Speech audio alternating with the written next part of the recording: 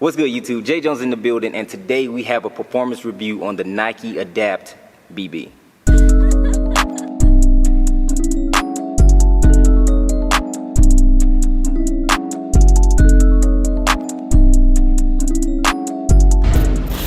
So as we talked about in the past, the Nike Adapt BB is the first lacing basketball sneaker. Now this is nothing new, as a lot of you guys already have seen and heard a lot of this information.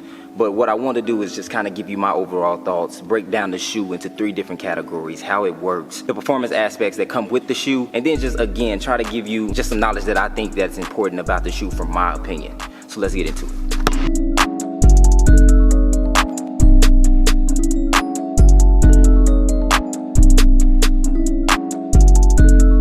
So first, let's start with the shoe's features. This shoe features a translucent outsole with a traditional mapping style traction pattern. Now we can talk about this a lot more later on, but you know, just from hooping in it, I say the 7 to 8 times that I've played in it, the traction has been really good, especially on clean courts, knowing that this is a translucent outsole. Moving on, this is one of the main aspects that was taken when trying to create this shoe. A fly knit quad axle mesh upper, which is basically like woven, but woven on steroids. It's not only soft, but conforming and lightweight as well, which makes sense, as again, this was one of the main features focused on when creating this sneaker.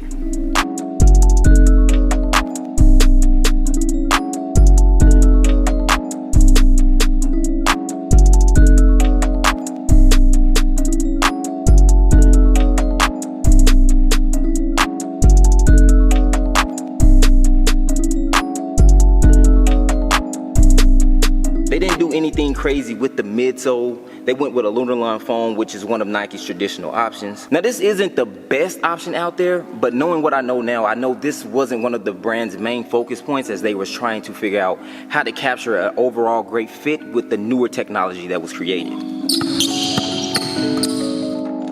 Flexing on it. Hold up. Now we should talk about how all this works. There's a small engine inside the midsole that pulls the laces to tighten the fly knit and quad axle mesh upper for a customized fit. So this new technology and the engine that's created that is really small, which fits into this shoe, is what's actually going to give you the overall fit that you're looking to attain. And this works from your mobile device. You pretty much have to set up your shoe to your iPhone in order to be able to show how tight or how loose you want the shoe. There's a left marker and a right marker. Just to keep it as simple as possible, you tighten that left marker, your left shoe is going to get tight, and when you tighten the right marker, your right shoe is going to get tight. The ability to change the color, the ability to save previous settings, and you know, just kind of just having fun with some of the new updates and features that the shoe and the app is going to offer, I think is really a great look.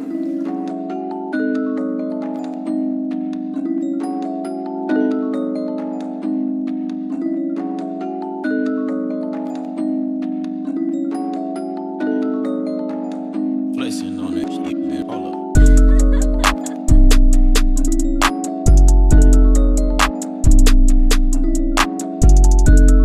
Okay, so the easiest way for me to look at it, which I've mentioned this before in the initial thoughts video, you have a chill mode and then you have a kill mode. The chill mode is pretty much where your shoe is going to be in its original state. You don't really have to make any changes. You just hit the button on your side of the shoe and it's going to go back to kind of the settings that you first started in. And then you have the kill mode, and that's going to take you back to the more so the settings that you kind of prefer to have when you're actually hooping. So for me, I'm usually taking the left and the right marker all the way up for the best fit possible. Now for you, that may not be the case, but it's going to go back into whatever your kill mode is.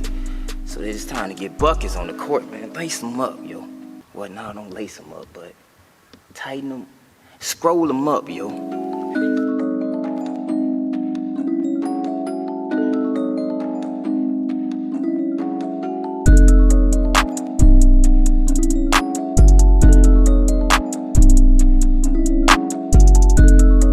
About 35 to 40 minutes within the workout, and I do kind of feel like they're not as tight as when we initially started. So I feel like that could be one of the issues that, you know, maybe a lot of people kind of complain about, like they don't stay as tight over a long period of time. So I'm gonna see if the app has adjusted something or something. Like I didn't hear anything come undone, but just, you know, just playing in them, I don't feel like they're as tight as when I first laced them up, you know what I'm saying? So I had this on 90 at first. So I feel like it came down, yeah, see it went down to 85. Put it on 95.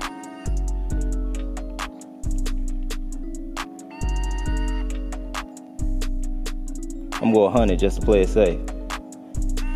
We'd probably go another 15 to 20 minutes, and then we're gonna check again. We'll look again.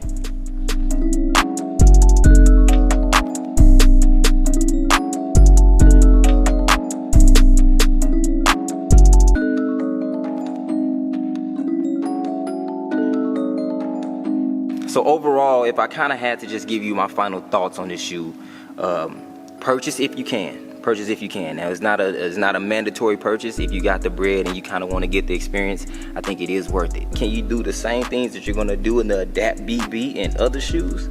Of course. Is the traction nice? Yes. I didn't have any problems when I was playing, and the traction seemed to stick on a different variety of courts. I've been on clean courts, I've been on dirty courts. Of course, in the cleaner courts, you know what I'm saying, I found myself a little more, just able to kind of plant a little better. Is it similar to a Kobe? Yes. Eric Abar was the lead designer. So if you like Kobe's, then you're gonna like this. A couple people said they kind of felt like it was heavy towards the back of the sneak. Another question that a lot of people wanted to know is how well the shoe stays charged. Now I've hooped in my Adapts maybe 7 or 8 times, and I've only had to charge them once, and that was before I actually started to do the performance test. I think over time Nike is going to try to find a way to kind of fix these bugs and issues that you may be having with your shoes. As of right now, to have that type of functionality on a sneaker and with the app and how well they brought it together, I think it's a good look.